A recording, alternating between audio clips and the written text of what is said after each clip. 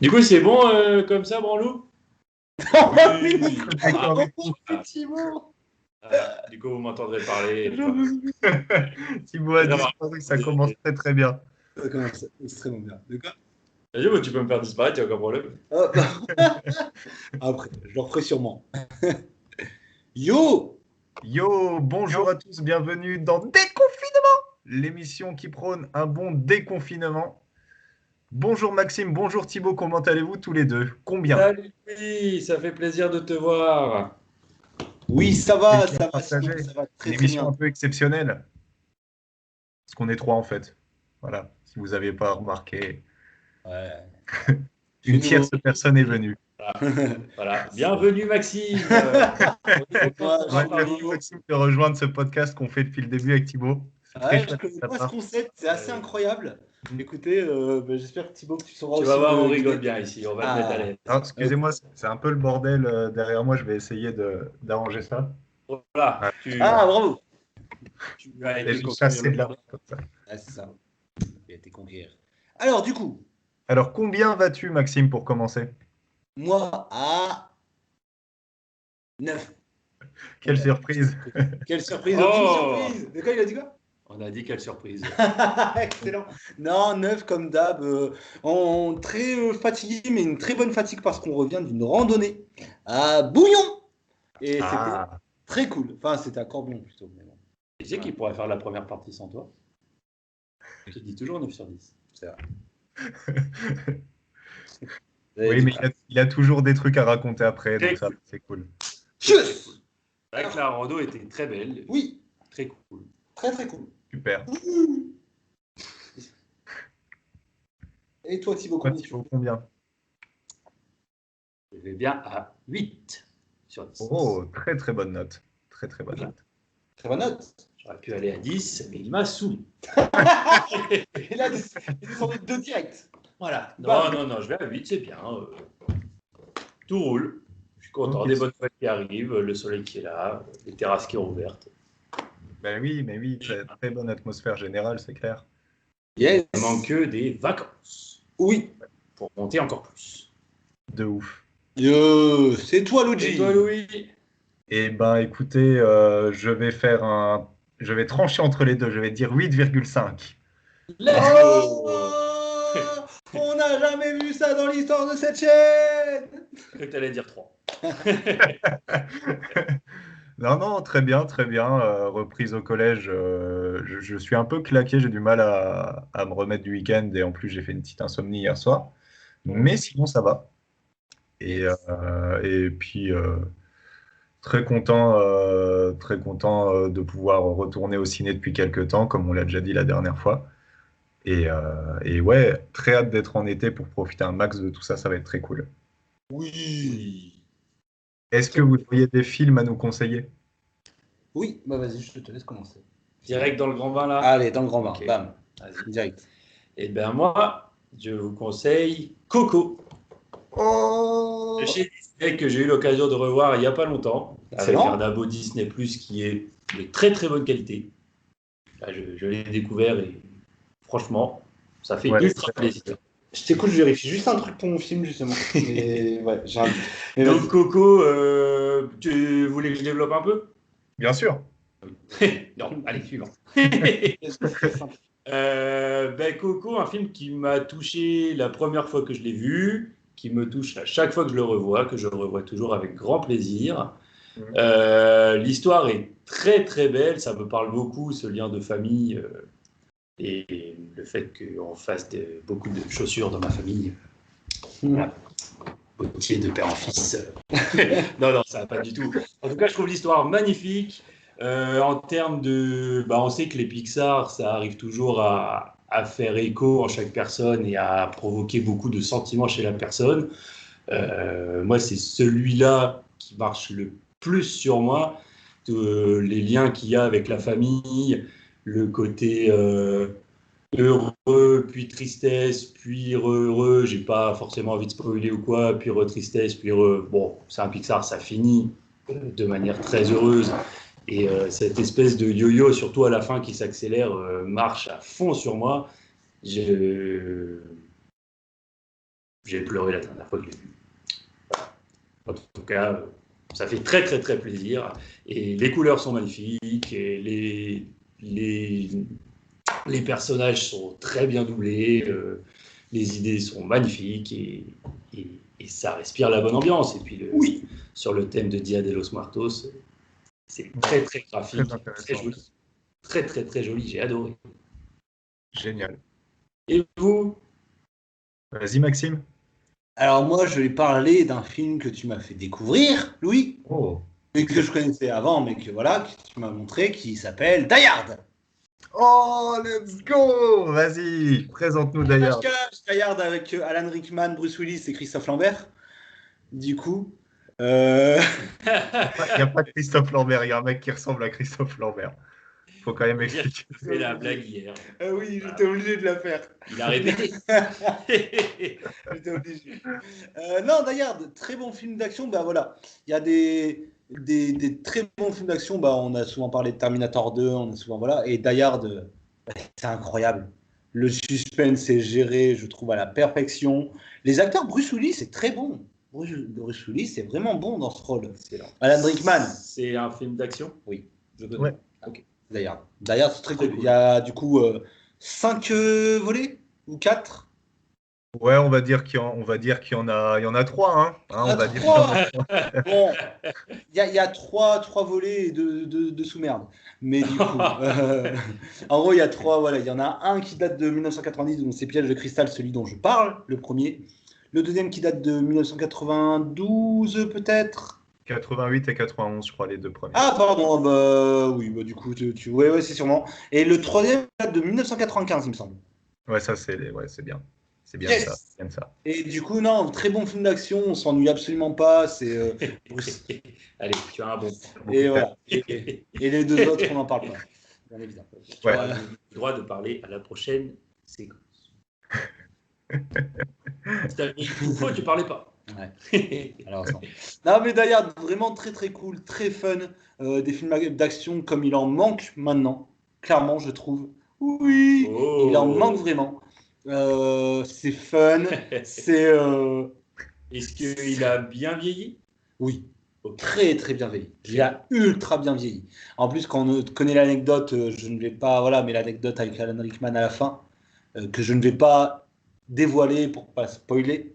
Ça spoil malheureusement. Voilà. Mais voilà, vraiment très très bon, très bon film d'action comme on en fait peu maintenant. Ça manque beaucoup et ça a très très bien vieilli. Et regardez-les, apparemment Louis, tu m'avais dit que le 2 et le 3 étaient vraiment très bien aussi. Ouais, le 3 est une très franche réussite et le 2 un bon film aussi, ouais. Excellent. Donc regardez les 3. Moi je vais regarder les 2 et les 3. Et voilà. Et Thibaut, tu regardes. Et du coup, c'est la fin qui est cata, quoi. C'est 4 et 5. C'est oubliable. Même pas oubliable, c'est à gerber. Ok. C'est à vomir. C'est immonde. En fait, j'ai pas envie de critiquer le 5, je ne l'ai pas vu, mais oui, le 4, par exemple, est vraiment abominable. Ouais. Abominable. Ah putain. Et toi, Luigi, il en pense quoi, Luigi? Bah écoutez, on va rester dans le cinéma d'action, mais type science-fiction en ce qui me concerne, avec Le Dernier Voyage.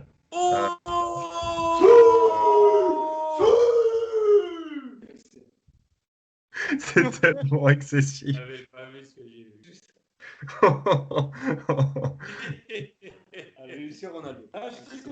très content. Pour être tout à fait franc, j'hésitais à en parler. J'allais en parler la semaine prochaine. Et bah, mais vas-y, tu vas en parler beaucoup mieux que moi. Vas-y. On verra. Donc c'est le premier film de Romain Quiro, un nouveau réalisateur issu du clip. C'est l'avantage en ce moment avec la réouverture, on a des premiers films. Il y a aussi la réalisatrice de Slalom qui fait son premier film. Donc ça permet, le fait qu'il y ait beaucoup de films qui sortent permet qu'il y ait de nouveaux réalisateurs qui arrivent. Et donc c'est un film français de science-fiction, ce qui est déjà assez rare pour être souligné. Le pitch en gros, c'est une lune rouge fonce sur la Terre et le seul astronaute qui est capable de la détruire refuse de le faire. C'est un vrai film de cinéma, c'est très spectaculaire. Ça a des bonnes inspirations, c'est très inspiré de Mad Max Fury Road dans l'atmosphère, un petit peu de Blade Runner aussi dans l'esthétique, dans les couleurs aussi évidemment. La réalisation est très maîtrisée. Jean Reno joue bien. Ça n'était pas arrivé depuis 27 ans. Et c'est bien de le souligner. Depuis 27 ans et Godzilla. Oh non, depuis Léon, pas depuis Godzilla, faut pas déconner. Beaucoup de maladresse d'écriture et même de direction d'acteur, j'ai trouvé, pour peser quand même les deux gros défauts. Mais beaucoup Clairement. d'audace qui fait que tu adores le film.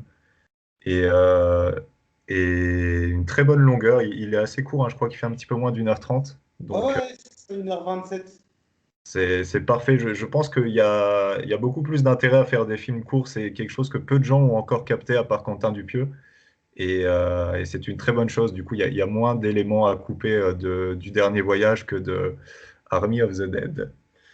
Oh, oh, oh, le tacle à la gorge. Excellent. Army of the Dead, on le rappelle, qui est un film de 2h30 dont on peut couper 2h26. Ah bon? J'en ai batté 40 minutes. Est-ce que j'ai vu les 4 minutes qu'il faut ou pas? Ouais. Ah bon? Ouais, pour moi, il n'y a que le générique à sauver dans Army of the Dead. Ah, génial. Génial. Et pour l'anecdote, le film que tu viens de citer, que tu voulais nous emmener voir à la réouverture des ciné. Oui, c'est vrai. Et qu'on n'avait pas été voir, on avait même pas été Voir Demon Slayer. Ah oui, on avait été voir Demon Slayer, effectivement. Qui est excellent. Et oui, yes, très cool. Et totalement d'accord du coup avec toi, Luigi, sur le dernier voyage. Mais allez voir ce film malgré, oui, les quelques défauts, notamment, je suis d'accord avec les acteurs, qui sont parfois, il faut le dire, très moyens, je trouve. Mais par contre, voilà, les effets spéciaux sont dingues, je trouve.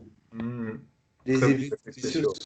Voilà, très bons effets spéciaux, très bonne, comme tu dis, très généreux dans la réalisation. Et allez voir ce film. Il faut soutenir ce genre de film, ce genre de film, les films de genre français, parce qu'il y en a trop peu. Et il faut les soutenir. Donc, allez soutenir ce film. Yes. Peu explicité, généreux dans la réalisation. Ben, c'est en mode ça, c'est pas genre master champ contre champ quoi. Voilà, c'est pas en gros un plan large pour montrer deux personnages, un champ contre champ. C'est vraiment il y a des travelling, il y a des plans un peu, il y a des comment dire, il y a un travail sur l'étalonnage, c'est clairement très bon sur le montage. Enfin vraiment il y a très génial. Voilà, sur les couleurs aussi, les couleurs, oui, très génial. Sur les couleurs aussi, la couleur de la lune rouge, je la trouve, c'est un bijou. Ça donne envie. Donc voilà, c'est vraiment au niveau réalisation, très généreux dans ce sens-là. C'est vraiment, il se donne quoi. Il a donné. Il n'a pas fait simple en mode bas les couilles, j'ai un scénario bien. Voilà, il a donné. Okay. Voilà. Très cool. Pour un premier film, c'est important. Oui, très très cool. Donc allez soutenir ce film-là, d'autant plus qu'avec le bordel dans les salles actuellement, je suis pas sûr qu'il reste longtemps, malheureusement. Ok. Voilà. Est-ce que vous auriez une série suite? Il y va tout de suite. Ah, une série. Vas-y, bah du coup, je te laisse. Moi, je n'en ai plus. Donc, vas-y. C'était vachement bien. Une série, écoute, on a très rapidement parlé du film Demon Slayer qui est en salle actuellement.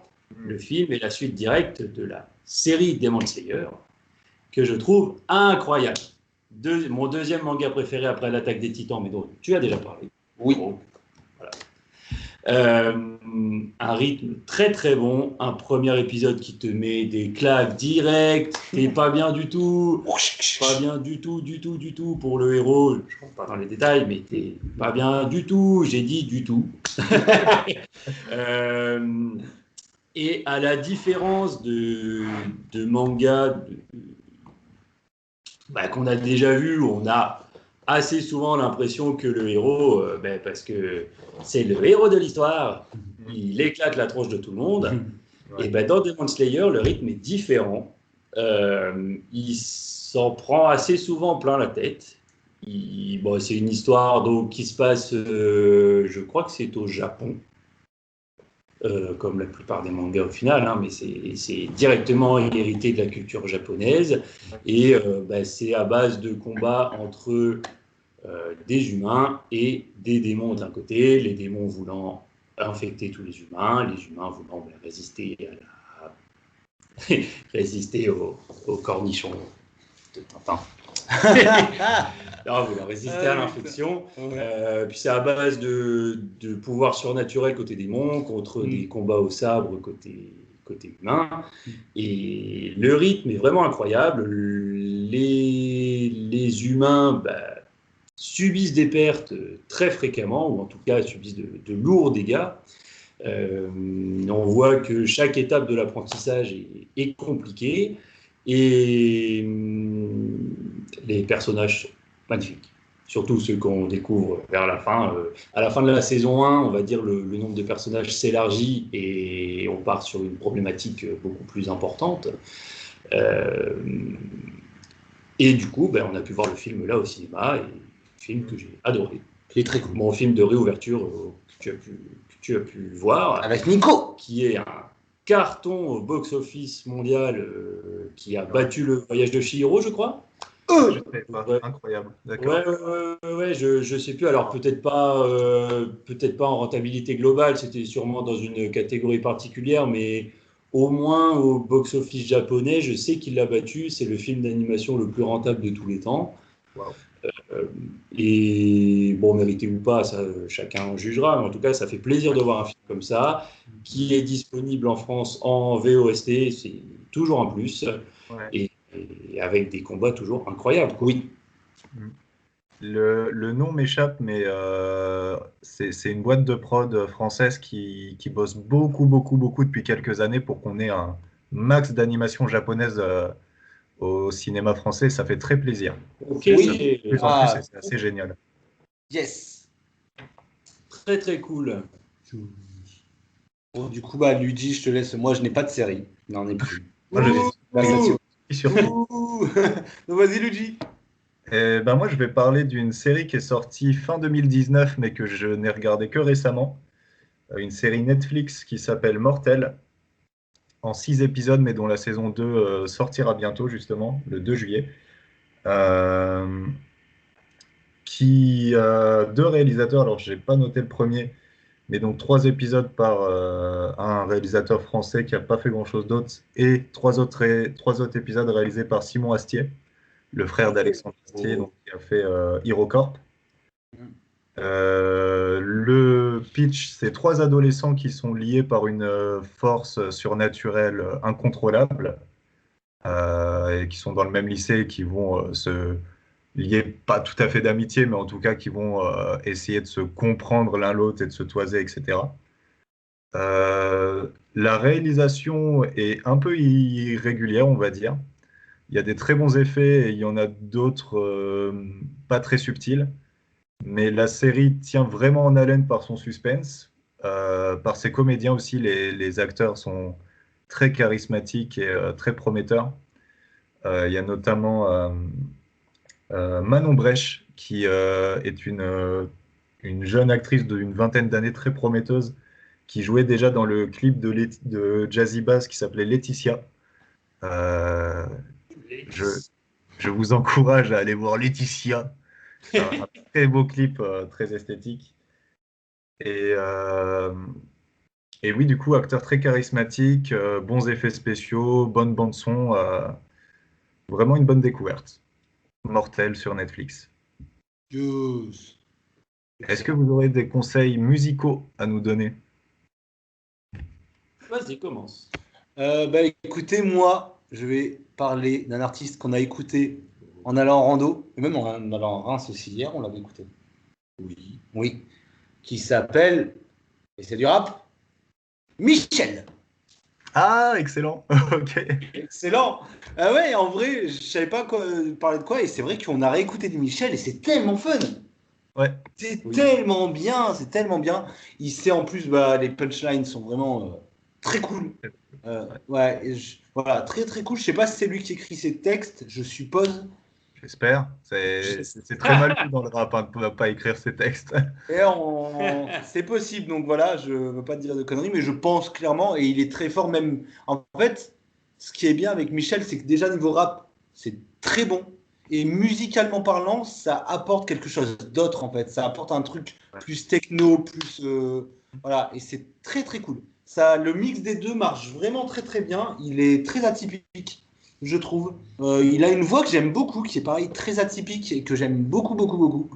Il n'a pas forcément, on peut pas dire qu'il a une belle voix dans le sens commun, voilà, mais il a une voix vraiment qui est quand même plutôt très agréable et que j'aime beaucoup, voilà, très atypique. Pareil, ses clips sont vraiment trop cool.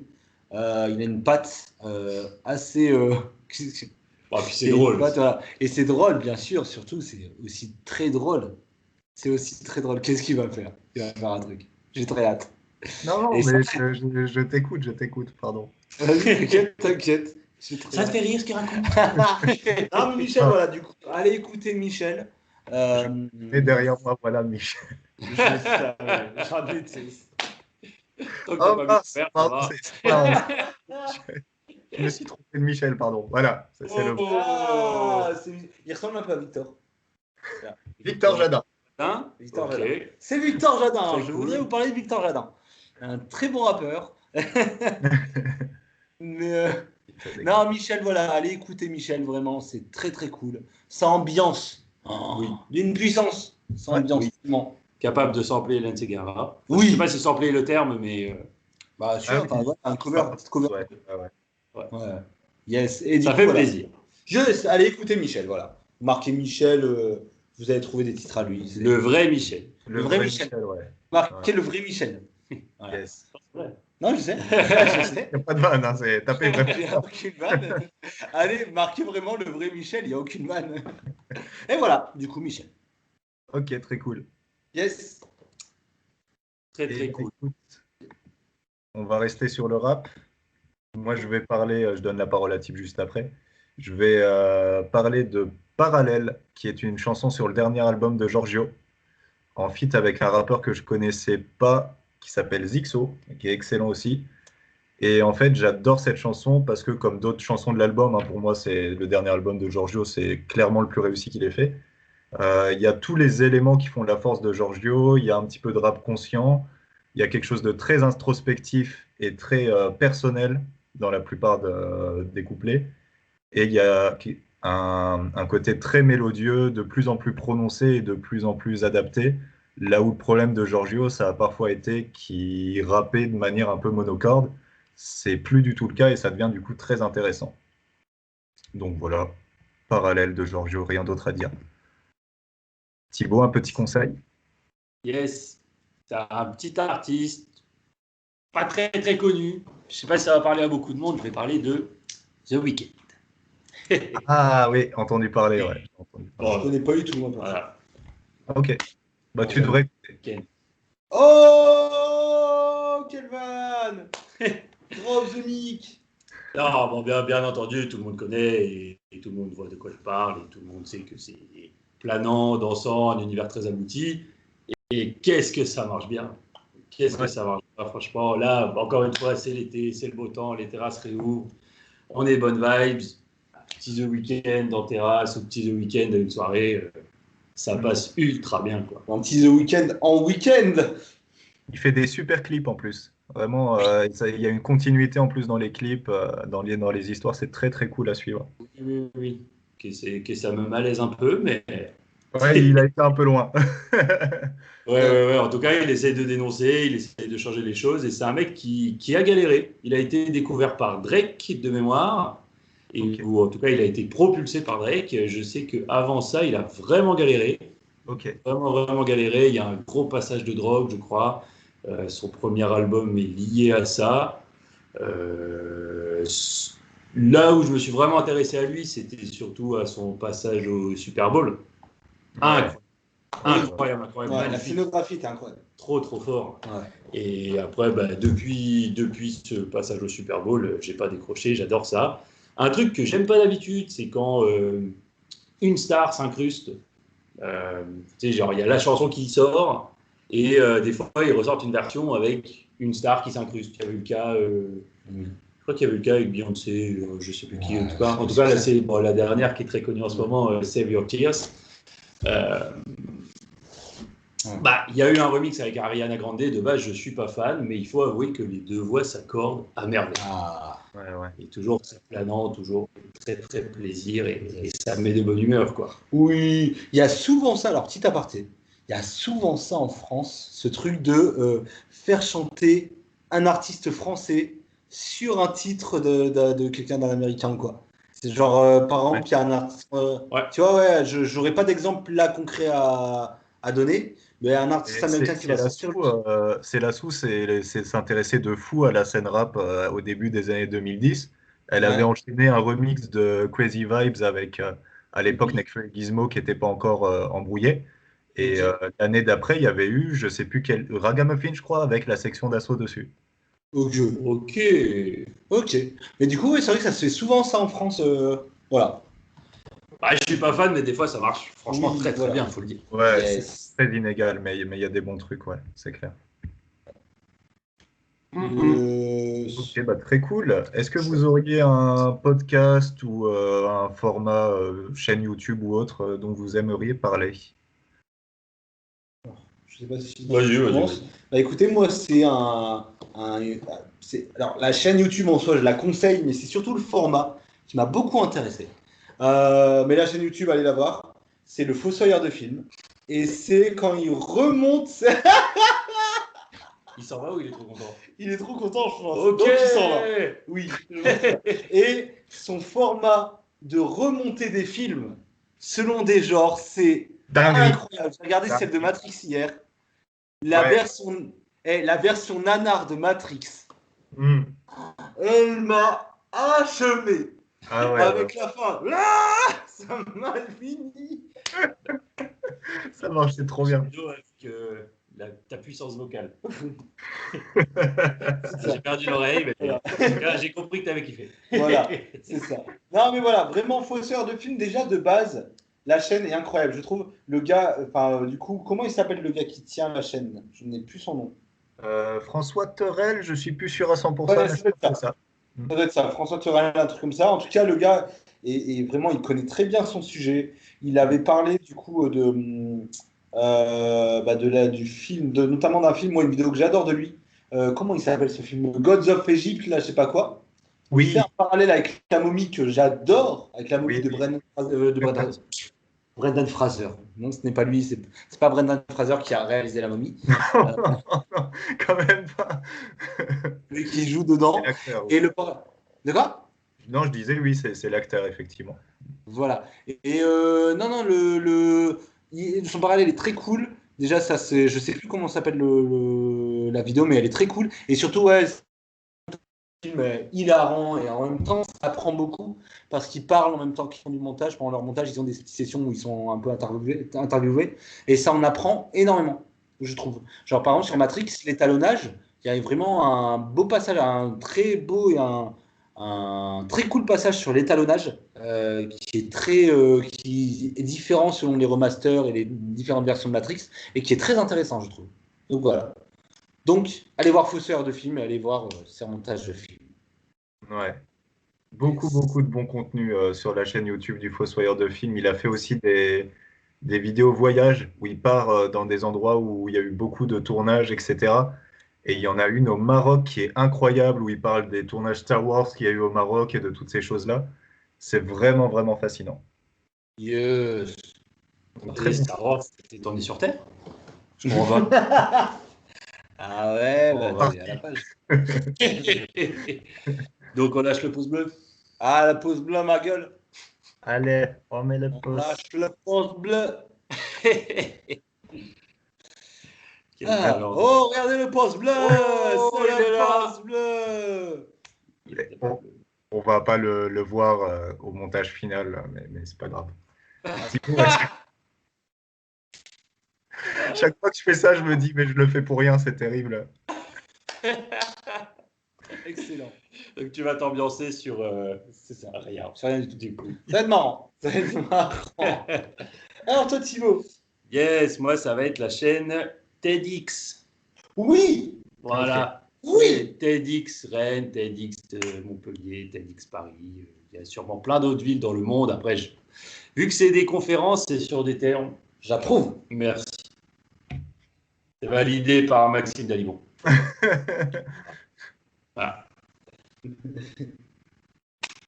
Oh, quelle synchronisation, hein? Oui. Oh. Donc c'est une chaîne qui propose. Vas-y. Une chaîne qui propose des conférences. Des conférences à peu près. Que des conférences, je pense. J'ai pas été au fin fond du bout de la chaîne, mais je crois que c'est souvent que des conférences. C'est des soirées à thème qui se passent dans telle ou telle ville. Ils invitent des gens entreprenants, pour la plupart, je pense. C'est pas tant des sommités dans tel truc ou dans tel truc, ou des gens qui sont validés par l'administration française ou quoi, ou des gens qui ont des titres incroyables, mais c'est toujours des gens qui sont entreprenants, qui bougent, qui ont fait des trucs, c'est quand même de bons orateurs pour la plupart, hein, sinon ça serait quand même pas. Enfin, on pourrait décrocher par exemple. Là, j'en ai vu deux, c'est une première de. Enfin, j'en ai vu plus que deux, mais les deux dernières étaient la première de Idrissa Berkane et la deuxième de Nicolas Rambeau, qui est derrière toi. La deuxième de Nicolas Rambeau. Voilà.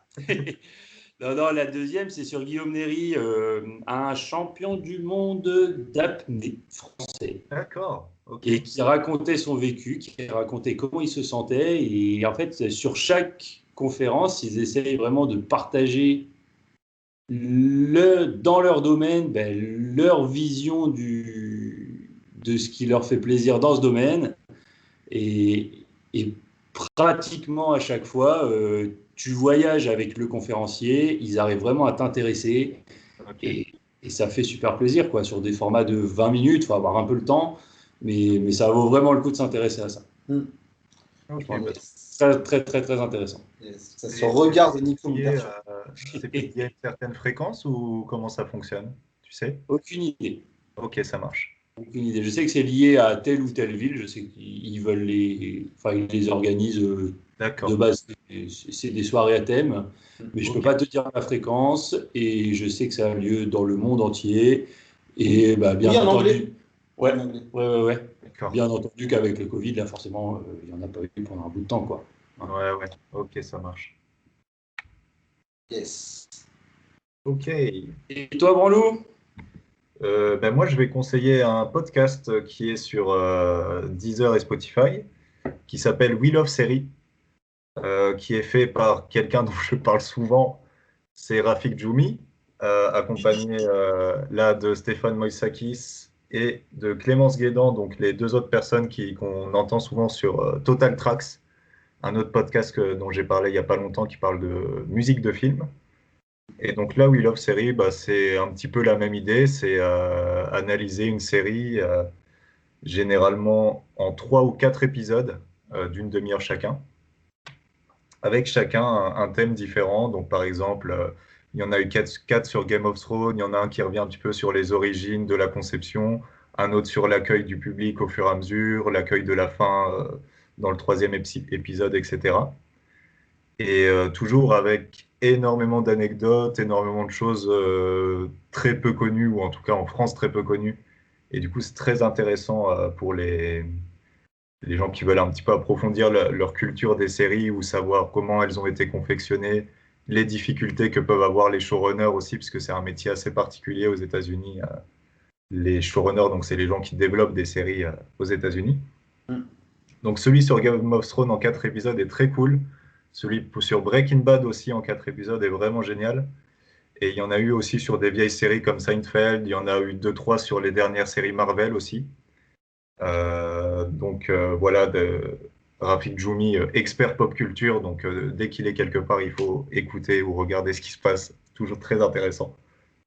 Et toujours avec plein d'anecdotes sur le budget, etc. Des trucs assez impressionnants. Par exemple, sur Game of Thrones, en fait, ça rapporte quand même 1 milliard chaque année à HBO.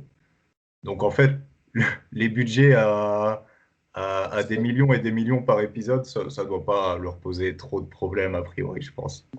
Je crois que ça va plutôt bien dans les caisses. Je te jure. Donc voilà, We Love Série sur Deezer et Spotify, auquel on a le droit grâce à la BNP. Merci la BNP. Oui, la BNP. Yes. Alors, est-ce que vous auriez un ouvrage de type livresque ou magasinesque dont vous aimeriez nous parler? On va voir que j'ai fait mes devoirs. Vas-y, je te laisse commencer. Ah, Idriss. Voilà. Livre que je dois... Bon, blague à part. Voilà, Idriss Aberkane, Libérez votre cerveau. J'en ai parlé pour le TED Talks, mais Je le connaissais avant ça pour ses livres, que je dois te prêter d'ailleurs. C'est un style particulier. Le mec est très clivant. Par exemple, Victor et moi, on adore. Je sais qu'il y a d'autres gens, même dans ma famille ou quoi, ça a du mal à passer. Ouais. C'est quelqu'un qui a réussi, qui sait qu'il a réussi. Ça lui donne une confiance en lui énorme et ça se sent dans sa manière de communiquer. Ce livre, Libérez votre cerveau, il est très très très intéressant. Il est en 2 parties. La première, ça donne énormément d'infos et de connaissances au niveau du fonctionnement du cerveau humain. Okay. Très très très intéressant au niveau des neurones, des synapses, des choses comme ça. Dans un vocabulaire très, j'ai plus cette expression, mais très vulgarisé, voilà. Okay. Donc très intéressant, facile à lire. Et la deuxième partie va être une critique assez acerbe quand même, je dois le dire. Mais c'est intéressant, ça change. De la société française et du système de Scolarité. De la scolarité française. Lui a eu plusieurs titres, plusieurs diplômes. Il les a un petit peu empilés. Que ce soit intéressant ou pas, ça c'est lui qui juge. Mais en tout cas, il a baigné dedans et il a pu comparer le système français et américain de mémoire. D'accord. Et c'est là où on se rend compte que dans le système français, tout est très lourd, tout est très compliqué, tout est très à base de formalités. Ouais. Par rapport à d'autres systèmes qui laissent beaucoup plus de liberté et beaucoup plus de place au fait d'entreprendre. Ça, c'est vraiment intéressant et du coup, c'est assez frais, quoi. Okay. Ça donne envie de s'y intéresser. Et puis, au milieu, c'est très marrant, on retrouve ça dans son 2e livre, il a mis une petite BD. Ok. Une BD à coup sûr faite par lui et toujours un message derrière ça et toujours plusieurs niveaux de compréhension, quoi. Okay. Donc, ça vaut le coup. Très intéressant, on apprend des choses et une critique que je partage du système de scolarité français. Ok, voilà, à vous. Merci beaucoup. Yes. Vas-y Maxime, je t'en prie. Alors, moi je vais parler, je ne sais pas du tout pour être honnête si j'en ai déjà parlé, il ne me semble pas. Si j'en ai déjà parlé, tu me le dis et je me tais. Je vais parler de ça de Stephen King. Non, c'est pas encore fait. Ah, parce que voilà, j'avais un doute. Parce que j'ai parlé de Cimetière, c'est sûr et certain. J'ai parlé de 2163, c'est sûr et certain, c'était voilà, mon livre préféré. J'ai pas parlé de ça. Du coup, ça, c'est du coup la. Ça, c'est vraiment toi. Ça, du coup, de Stephen King. Si elle était drôle. Tu fais largement pire. Oui, mais pour une fois que je peux m'alléger quelqu'un qui fait une vanne de merde. Non, elle était drôle. Elle était drôle. Ça de Stephen King, du coup, donc, en 2 parties. Donc ça, volume 1, ça, volume 2. Je pense en chapitre. Ça, chapitre 1, ça, chapitre 2. Ou alors c'est les films. Il n'y a que les films qui sont comme ça. Parce que les livres, je sais pas. Mais quoi qu'il en soit, de très bons. Ouais, pareil, bon, en tout cas, voilà, il y a 2 volumes. Ce sont 2 très bons livres. Où on suit, du coup, comme les films, où on suit les aventures d'enfants qui ensuite dans le 2e volume deviennent adultes et qui doivent combattre un clown qui s'appelle donc ça. Et ils essayent de le combattre maintes et maintes fois de différentes manières. Ces livres, c'est la patte de Stephen King, donc c'est très cru, très souvent, très cru, et très bon, à part l'énorme bémol pour moi. Je ne vais pas la dévoiler, mais la fin du 2e tome avec les enfants, je la trouve abjecte. Ouais. Voilà, mais je pense qu'avec lui, on sera d'accord, mais je peux pas spoiler malheureusement, mais je la trouve, c'était pas à faire. Voilà. Ça fait peur à combien sur 10? Les livres, franchement, ils m'ont pas fait peur, mais j'ai très peu de mal à avoir peur avec des livres. Il y a que Cimetière qui m'a vraiment fait peur. Cimetière, en le lisant, j'ai vraiment, des fois, j'étais un peu waouh. Ça m'a pas fait peur plus que ça, les livres en tout cas. Ça m'a mis en tension, mais ça m'a pas fait peur. Après, c'est peut-être aussi que c'est les livres, les films d'avant, quoi. Ok. Voilà. C'est peut-être ça aussi qui joue. Du coup, non, ça c'est très très bon. La fin du 2e volume est abject. Je le répète, hein, parce que vraiment, j'ai détesté cette fin. Voilà, c'était la pire fin possible, mais je peux pas dire pourquoi, malheureusement. Je le dirai peut-être hors caméra.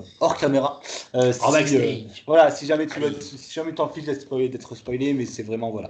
Mais à part ça, très bon livre, très belle histoire, un univers qui est incroyable, qui est très bien retranscrit dans les livres, dans les films. J'en parlerai sûrement un jour des films qui sont vraiment, en tout cas le premier est très très bien et le deuxième est cool aussi, mais moins bien je trouve. Mais voilà, lisez ça, c'est vraiment très cool. Les deux volets vraiment sont vraiment valent vraiment le coup. Voilà. Est-ce que du coup, quand quelqu'un va acheter ça à un libraire, le libraire lui a dit, tiens, prends ça. Alors, Je serais très surpris qu'il le tutoie. ouais, c'est vrai. C'est une librairie du 19e arrondissement, ils sont très décontractés. Et est-ce que le gars qui achète, la personne qui achète, quand le libraire il lui dit ça, et l'acheteur il fait c'est ça, ouais. Alors, moi, je voudrais parler d'Enki Bilal. Aussi. Oui. Pardon. Enki Bilal, du coup, qui a fait ça, je crois que c'est sa dernière BD, ouais. Allô. Il a fait ça ou il a fait Bug? Il a fait Bug, pardon. Oh mon Dieu. Pourquoi il a appelé ça? Très cool. Comme d'habitude, c'est très très beau. Voilà, c'est magnifique. Enki Bilal, qui est mon dessinateur préféré et qui est très souvent considéré dans la profession comme un des plus talentueux, si ce n'est le plus talentueux dessinateur et auteur de bande dessinée de ces dernières décennies. Ça fait 50 ans, je crois, à peu près, qu'il dessine et qu'il est toujours réputé comme très productif, très doué dans l'anticipation. C'est beaucoup de science-fiction, beaucoup de bandes dessinées futuristes très intéressantes. Et plus précisément, en fait, parler de ce livre d'Olivier Young qui s'appelle La trilogie Nicopole du réalisme aux imaginaires chez Enki Bilal, qui en fait est un essai qui va décrypter trois des BD les plus connus qu'ait fait Enki Bilal, donc la trilogie Nicopole, dans les années 70 et 80, je crois, et qui revient sur tous les thèmes abordés, qui revient sur le sexisme, le racisme, évidemment toute l'atmosphère politique, parce qu'il y a toujours une dimension politique chez Bilal. Ça peut parler de guerre froide, ça peut parler des traumas liés aux guerres, que ce soit guerre mondiale, que ce soit guerre du Vietnam, toutes ces choses-là. Et c'est vraiment décrypté. Alors c'est assez complexe à lire parce que c'est vraiment, c'est tellement approfondi que c'est assez dur à suivre par moment, mais c'est extrêmement intéressant, c'est très très intelligent. Même le rapport à la sexualité de Bilal, qui est un truc auquel j'avais pas fait gaffe parce que je l'ai découvert ado et je me rendais pas vraiment compte des métaphores sexuelles et de la dimension sexuelle du livre, mais même ça c'est très intéressant. Et ça revient aussi sur les films qu'il a fait, parce qu'il a aussi fait des films, il a fait de la peinture, il a fait plein d'autres choses que de la BD. Et c'est assez intéressant parce qu'en fait, les films sont très mésestimés. D'ailleurs, je pense que aucun des deux n'a eu de succès, ni critique, ni en box-office, des deux films qu'a fait Enki Bilal. Mais c'est des films très intéressants parce que très originaux, très novateurs et avec une vraie proposition et des très bons castings. Il y a Jean-Louis Trintignant dans un des deux films, qui d'ailleurs fait un avant-propos, il parle de son rapport avec Enki Bilal, c'est très intéressant. Ok. Donc voilà, très bon livre, et puis si vous connaissez pas Bilal ou vous avez un petit peu peur de la complexité de ce livre-là, lisez des vieilles BD de Bilal, c'est vraiment exceptionnel. Voilà. Dieu, Ok. c'est excellent. Bilal, que tu m'as fait découvrir à La Rochelle. Yes. Oh, trop cool. À la librairie Greffy. Allez tous en vacances à La Rochelle et à la librairie Ouais. Greffy. Ouais, très très bonne librairie, très très quali, c'était très quali. C'est Cali. Eh ben super les amis, alors est-ce que quelqu'un aurait une petite citation qu'il aurait envie de nous dire pour conclure? Moi. Cet homme. Il a une citation. Thibaut, tu n'en as point? Non. Attends, je suis sur Die Hard. Attends, parce que je l'avais. Non. Non. Je te laisse la main. Ok. Bon, c'est une citation. Moi, quand j'ai pas, je vais vous dire honnêtement, quand j'ai pas d'inspiration, je vais sur Google, je tape citation Dalai Lama. Voilà. C'est ton fond de commerce. C'est mon fond de commerce. Non, mais attends, c'est inépuisable. C'est inépuisable. Il y en a 10 000. Et du coup, une citation que j'adore du Dalai Lama, vous l'aurez compris, le bonheur n'est pas une chose toute faite, il découle que de tes propres actions. Ok. Voilà. J'aime bien. Le bonheur n'est pas une chose toute faite, il découle de tes propres actions. Autrement dit, si tu es malheureux, c'est de ta faute. Oh, Tu te bouges maintenant. Voilà, tout simplement. Et suivez vos rêves, suivez ce que vous avez envie de faire, faites-vous kiffer, tout simplement. Et voilà. c'est le boss du Dalai Lama Game. Ah, je suis le boss, Voilà. moi je suis son Bang, maître. bang, mais fais pas le site de Joule quand tu parles du Dalai Lama. Ouais, j'avoue. Choc des cultures. Attends, Dalai Lama, attends. Donc le L, c'est bon. Le D, c'est le L. Je prête mes mains si On t'as besoin. peut s'arrêter là-dessus. Ouais, on peut s'arrêter là. Et toi, Luigi, tu as une citation? Oui, moi, en fait, je l'ai un peu paraphrasée parce que elle était un peu plus longue que ça et un peu moins efficace. Mais en gros, Giorgio, donc dans une interview récente, qui a dit: on remplit plus la mémoire de nos téléphones que la nôtre. Oui, très très cool. Tellement d'accord. Yes, et ben parfait. Bah, les amis, merci beaucoup. C'était une super émission. Pour la 10e, c'est parfait. Super. Et pour ma Mission première. anniversaire. Et pour Et ma pour la première. première de Maxime Dalibon, très bon baptême. Bravo, Maxime Dalibon. Ça t'a plu? Oui, ça m'a plu. C'était plutôt très cool. Vous m'avez mis en confiance, surtout toi qui suis habitué aussi et qui était. Du coup, j'étais en présentiel avec Thibaut. Et Louis, merci beaucoup. Tu m'as aussi mis en confiance. Voilà. Merci beaucoup. Merci beaucoup à tous. N'hésite pas à revenir avec nous. Mais avec grand plaisir, écoutez. Tu J'y es le penserai. bienvenu. Tu es le bienvenu. J'ai bien aimé. Merci beaucoup. Merci.